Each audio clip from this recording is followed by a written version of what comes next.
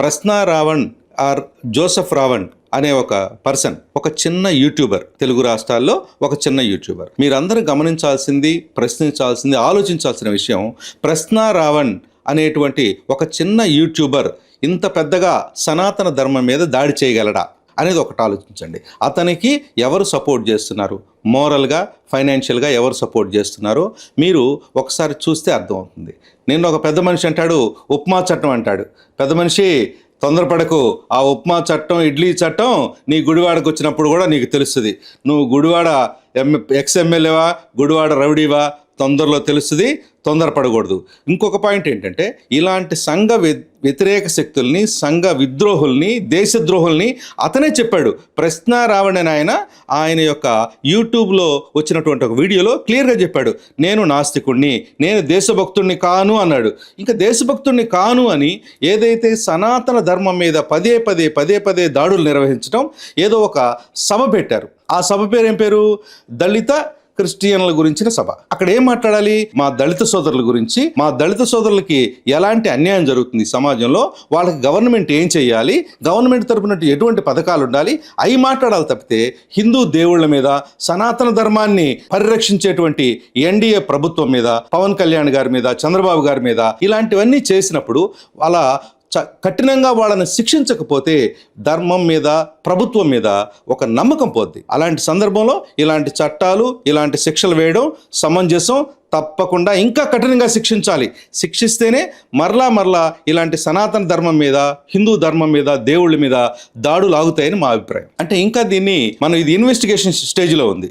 అసలు యాక్చువల్గా నేనేమంటున్నానంటే, ఇవన్నీ పక్క పిన్నులు, కింగ్ పిన్ ఒకటి ఉంది. ఈ కింగ్ పిన్ను పట్టుకుంటే తప్పితే ఈ పక్క పిన్నుల వల్ల ఉపయోగం ఏముంది? ఇప్పుడు మన ప్రశ్న రావణ్ణి అరెస్ట్ చేసాం, ఈ ఉపాధి చట్టం పెట్టారు, బాగుంది. అయితే నేనేమంటున్నానంటే, ప్రభుత్వం వారు దీన్ని చాలా సీరియస్ ఇన్వెస్టిగేషన్ చేసి దీని వెనకాల ఎవరున్నారు, అసలు దీని కర్త కర్మ క్రియ ఎవరు, ఏదైనా పార్టీ ఉందా, పొలిటికల్ పార్టీ ఉందా, లేదంటే వేరే దేశాల వాళ్ళు ఎవరైనా, ఉగ్రవాదులు ఏమన్నా వీళ్ళకి ఫండింగ్ చేసి మన ధర్మం మీద, దేశం మీద, రాష్ట్రం మీద దాడికి ఏమైనా పురుగొల్పుతున్నారా అనేది వాళ్ళు చాలా సీరియస్గా తీసుకోవాలి.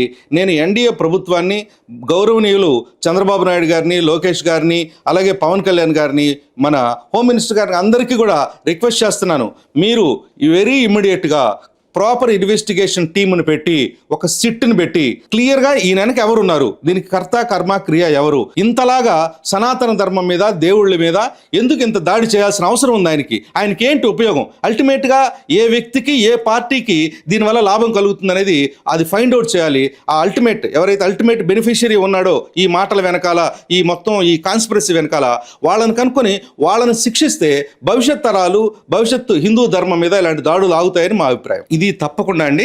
రీసెంట్గా మేము తిరుపతిలో జరిగినటువంటి హిందూ ఆత్మీయ కలయిక 2026లో కూడా ఇదే విషయాన్ని మేము స్వామీజీలు, మఠాధిపతులు, పీఠాధిపతులు, హిందూ సంఘాలు అందరం చర్చించడం జరిగింది. ఏం జరుగుతుందంటే, ఇక్కడ ప్రతి ఒక్కరు కూడా మన పాస్టర్ ప్రవీణ్ అని ఒక ఆయన చనిపోయారు. అప్పుడు కూడా దాని అవసరం లేనటువంటి విషయాన్ని, ఆయన జర్నీలో ప్రాబ్లం జరిగి ఆయన చనిపోయారు. దాన్ని తీసుకొచ్చి ఏం చేశారు, అది ఒక 2 మతాల మధ్య, 2 కులాల మధ్య గొడవలాగా సృష్టించారు. అక్కడ అట్టర్ ఫెయిల్ అయిపోయారు. ఆ తర్వాత మళ్ళీ వెంటనే ఈ పాస్టర్ అభినయ్ గారు తీసుకున్నారు. అభినయ్ గారు కూడా ఆయనే దాడి చేసుకుని సినిమా ఫక్కీలో చేసి దాన్ని ఒక చిన్న బూమ్రాంగ్ అయిపోయింది ఆపరేషన్. ఎప్పుడైతే ఇలాగా వన్స్ ట్వైస్ బూమ్రాంగ్ అయిపోయిందో, ఈసారి ఏవైతే కొన్ని గుంట నక్కలు ఉన్నాయో, ఈ గుంట నక్కలు సనాతన ధర్మం మీద ఎప్పటి నుంచో కాచుకొని ప్రతిసారి దాడి చేయడం, దేవుళ్ళ మీద దాడి చేయడం, వాళ్ళకు ఫైనాన్స్ చేసేటువంటి గుంట నక్కలు కొన్ని ఉన్నాయి. ఆ గుంట నక్కల యొక్క పన్నాగమే ఈ సనాతన ధర్మం మీద జరుగుతున్నటువంటి దాడి. మేము స్ట్రైట్గా ఒకే ఒక్క క్వశ్చన్ అడుగుతున్నామండి. ఎవరైతే జగన్మోహన్ రెడ్డి గారు ఉన్నారో, గౌరవనీయులైనటువంటి మాజీ ముఖ్యమంత్రి వర్యులు, ఆయన ఒకటే క్వశ్చన్ అడుగుతున్నాం. అయ్యా జగన్మోహన్ రెడ్డి గారు, మీరు ఒక పక్క ఏం చెప్తారు, మీ పార్టీ వాళ్ళే ప్రశ్న రావణ్ణి అరెస్ట్ చేయడం అన్యాయం అని చెప్తారు. మళ్ళీ మరో పక్క మీ పొన్నవోలు సుధాకర్ రెడ్డి వెళ్ళి అతనికి బెయిల్ కావాలని వాదిస్తాడు. ఏం న్యాయం అయ్యా, ఏంది ద్వంద్వనీతి? మీరు చెప్పండి. ఇక్కడ ఇంకో పాయింట్ ఏంటంటే, నెక్స్ట్ మీరు గమనిస్తే కనుక, ఎవరైతే ఈ ప్రశ్న రావణ్ ఉన్నాడో, ప్రశ్న రావణ్ ఏం చెప్పాడు, నేను నాస్తికుడిని అని చెప్పాడు. నాస్తికుడు అన్నప్పుడు అందరి దేవుళ్ళు అంటే నీకు ఇష్టం లేదు కదా, మరి ఎందుకు కేవలం హిందూ దేవుళ్ళ మీద, హిందూ గురువుల మీద, వాళ్ళ మీద మాత్రం ఇలాంటి నిజమైనటువంటి మాటలు మాట్లాడాడు? దీనికి మొత్తం కర్త కర్మ క్రియ జగన్మోహన్ రెడ్డి గారే. ఇందులో క్లియర్ పిక్చర్, ఇందులో ఏం మొహమాటం లేదు. ఎందుకంటే మీరు చూడండి, ఇక్కడ కొడాలి నాని గారు ఏమంటాడు, ఏంటయ్యా అది ఉప్మా చట్టం, ఆ చట్టాన్ని ఎవరైనా పట్టించుకునేది, దానికి జోసెఫ్ మార్చింది ఎవరు, రావణ మార్చింది ఎవరు అని అంటాడు. అలాగే అసలు మార్చింది ఎవరు, అంబటి రాంబాబు గారు. ఆ పేరు చెప్పింది ఏది, జోసెఫ్ అనే మాట బయటికి తీసుకొచ్చిందే అంబటి రాంబాబు. నెక్స్ట్ ఇప్పుడు బెయిల్ ఎవరు వాదిస్తున్నారు ఆయనకి, మేము సపోర్ట్ చేయట్లేదు రావణ అని చెప్తున్నారు. బెయిల్ ఎవరు వాదించారండి ఈరోజు, పనవాలు సుధాకర్ రెడ్డి గారు. పనవాలు సుధాకర్ రెడ్డి గారు ఎవరు, వైసీపీ యొక్క జగన్మోహన్ రెడ్డి గారు పెట్టు. ఇలాంటి సందర్భంలో ఇలాగే నువ్వు క్వశ్చన్ నువ్వే, ఆన్సర్ నువ్వే అన్ని రకాలుగా చేస్తూ ఈ రకంగా సనాతన ధర్మం మీద దాడి చేయడం అనేది చాలా తప్పు. జగన్మోహన్ రెడ్డి గారు గుర్తుపెట్టుకోండి, మీరు హే రామ్ సేవ్ ఆంధ్రప్రదేశ్ అనే ఒక పిలుపునిచ్చారు. అసలు నీకు ఎంత ధైర్యమయ్యా, అసలు నీకు హే రామ్ అని నువ్వు ఎలా అంటావు? నీ గవర్నమెంట్లో 2019 నుంచి 24 వరకు శ్రీరాముడు శిరస్సు ఖండించినటువంటి దుర్మార్గమైన ప్రభుత్వం అనేది. దుర్మార్గమైనటువంటి మీ వైసీపీ నాయకులు ఒక్క దుర్మార్గుడన్నా దాన్ని ఖండించారా?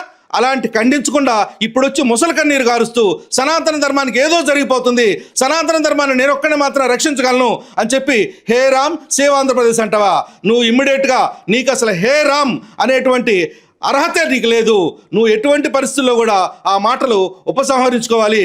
ఇలాంటి గుంటనక్క పనులు వెనకాలండి వాళ్ళనందరినీ పెంచి పోషించి సనాతన ధర్మం మీదకి వాళ్ళని ఉసుగొలిపేటువంటి ఇలాంటి దుశ్చర్యలు కానీ మానుకోకపోతే భవిష్యత్తులో ఏపీ సాధు పరిషత్, ఆంధ్రప్రదేశ్ సాధు పరిషత్ అనేది ఈ రాష్ట్రం నుంచి, ఈ దేశం నుంచి వైసీపీని బహిష్కరించాలని పిలుపునివ్వడం జరుగుతుంది. ఇందులో ఏం లేదండి, మీరు కనుక అట్లీస్ట్ ఒక టర్మ్గా వెనక్కి వెళ్తే ఆంధ్రప్రదేశ్ రాష్ట్రంలో ఎప్పుడైతే ఒక్క ఛాన్సు అని ఇల్లు తిరిగి ఎప్పుడైతే నమ్మించి గొంతు కోసాడో జగన్మోహన్ రెడ్డి 2019లో ఎప్పుడైతే గవర్నమెంట్కి వచ్చాడో, ప్రమాణ స్వీకారానికి జరిగి 100 రోజులు అవ్వకముందే, 100 డేస్ కూడా అవ్వలేదు, మామూలుగా ప్రమాణ స్వీకారం చేశాక 100 రోజులకి ఏదో సంబరాలు చేసుకోవడం అలా చేస్తాడు. ఆయన సంబరాలు ఎలా చేశాడో తెలుసా?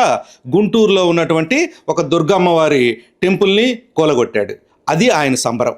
ఆ తర్వాత శ్రీకాకుళంలో స్వామివారి శ్రీరామచంద్రుడి స్వామి ఒక శిరస్సుని ఖండించాడు. అంటే వీళ్ళ యొక్క ప్లాన్ ఏంటంటే ఎటువంటి పరిస్థితుల్లో సనాతన ధర్మం అనేది వీళ్ళకి గిట్టదు. అసలు ఈ వైసీపీ పార్టీ అనేది, గవర్నమెంట్ అనేది, ఈ వ్యక్తులు శక్తులు అన్నీ కూడా సనాతన ధర్మానికి అగెనెస్ట్ సిద్ధాంతంతో, అంటే వాళ్ళ కోర్ జీన్సే, ఆ పార్టీ యొక్క జీన్సే అగెనెస్ట్ సనాతన ధర్మం. అందువల్లే మీకు 5 సంవత్సరాలు చూస్తే ప్రతి నెల ఎక్కడో అక్కడ ఒక రథం తగలబెట్టడమో, ఒక దేవుడి యొక్క చెయ్యి విరగొట్టడమో, లేదంటే శిరస్సు ఖండించడమో, లేదా విగ్రహాలు కూలగొట్టడమో, ఇలాంటి కంప్లీట్గా మీరు కావాలంటే 100,000 ఉన్నాయి. ఇలాంటి సందర్భంలో ఏదో తూతూ మంత్రంగా అప్పుడు కేసులు పెట్టారు. సో అది తెలుగు సమాజం ఎవరైతే హిందూ బంధువులందరూ ఉన్నారో అది తెలుసుకొని, అరే బాబు మనం ఒక్క ఛాన్స్ ఇచ్చి మోసపోయాం, మన యొక్క అస్తిత్వమే దెబ్బతింటుంది, హిందువుల యొక్క అస్తిత్వం దెబ్బతినే పరిస్థితి వచ్చిందని అందరూ తెలుసుకొని 2024లో ఆయన్ని ఇంటికి సాగనంపారు. ఇంటికి సాగనంపినా కూడా ఆయన యొక్క ఆ సనాతన ధర్మం మీద ఉండేటువంటి అతని యొక్క ప్రతీకారం ఇంకా తగ్గకుండా ఇప్పటికీ కొన్ని గుంటనక్కల్ని ఉసుగొలిపి వాటికి ఫైనాన్షియల్గా సపోర్ట్ చేస్తూ, మోరల్గా సపోర్ట్ చేస్తూ, అన్ని రకాలుగా సపోర్ట్ చేస్తూ మీరు చూసుకుంటే 2024లో ఎప్పుడైతే ఎన్డీఏ గవర్నమెంట్ వచ్చిందో అప్పటి నుంచి కూడా మొట్టమొదటిగా ఏం చేస్తున్నారు, కొంతమందిని జడా శ్రవణ్ లాంటి వాళ్ళని, అలాగే ఆ చనిపోయిన ప్రవీణ్ గారు లాంటి వాళ్ళని, అలాగే అభినయ లాంటి వాళ్ళని, ఇప్పుడు కొత్తగా వచ్చినటువంటి అతను ప్రశ్న రావణ్ లాంటి వాళ్ళని, ఇలాంటి వాళ్ళందరికీ కూడా ఫైనాన్షియల్గా సపోర్ట్ చేస్తూ సనాతన ధర్మం మీద, దేవుళ్ళ మీద, దేవాలయాల మీద లేనిపోని అపోహలు సృష్టిస్తూ సనాతన ధర్మాన్ని ఎక్కడైనా సరే ఒక గాయపరచాలి, భక్తుల మనోభావాల్ని, హిందూ మనోభావాల్ని గాయపరచాలనేదే ఒక వైసీపీ పార్టీ, జగన్మోహన్ రెడ్డి గారి యొక్క మెయిన్ ఎజెండా. మీరు గమనిస్తే కూడా ఆయన యొక్క ద్వంద్వ నీతి మీకు గుర్తుంటుంది. మీరు గమనించండి, ఏం చెప్తారు, ఒక వైసీపీ లీడర్ ఏం చెప్తాడు, అసలు ప్రశ్నారావణికి మాకు ఏం సంబంధం అండి, కావాలని మమ్మల్ని ఇరికిస్తున్నారని చెప్తాడు. ఇంకొక ఆయన ఏమంటాడు, అది ఉప్మా చట్టమా ఇడ్లీ చట్టమా, దానివల్ల ఏంటి అని చెప్తాడు. ఇంకొక ఆయన ఏమంటాడు, వాళ్ళ యొక్క YCP legal cell member Ponnavolu Sudhakar Reddy వెళ్ళి ప్రశ్నారావణ్కి బెయిల్ కావాలని వాదిస్తాడు. ఇప్పుడు మీరే చెప్పండి, తెలుగు ప్రజలు, హిందూ బంధువులు అందరూ ఆలోచించాలి. ఇలాంటి ద్వంద్వ నీతితోటి హిందువులని, సనాతన ధర్మాన్ని, హిందూ దేవుళ్ళని గాయపరిచేటువంటి దుర్మార్గుల్ని మీ గడప దగ్గరికి కూడా రానియద్దని మేము ఏపీ సాధు పరిషత్ తరఫున మిమ్మల్ని అందరినీ కూడా కోరుకుంటున్నాం. ఇంకో పాయింట్ ఏంటంటే ప్రతి ఒక్కరు గమనించుకోవాలి, ఎవరు కూడా ఇలాంటి దుర్మార్గుల ట్రాప్లో పడి ఇలాంటి ఏవైతే సంఘటనల్ని మీరు సీరియస్గా తీసుకోకూడదు.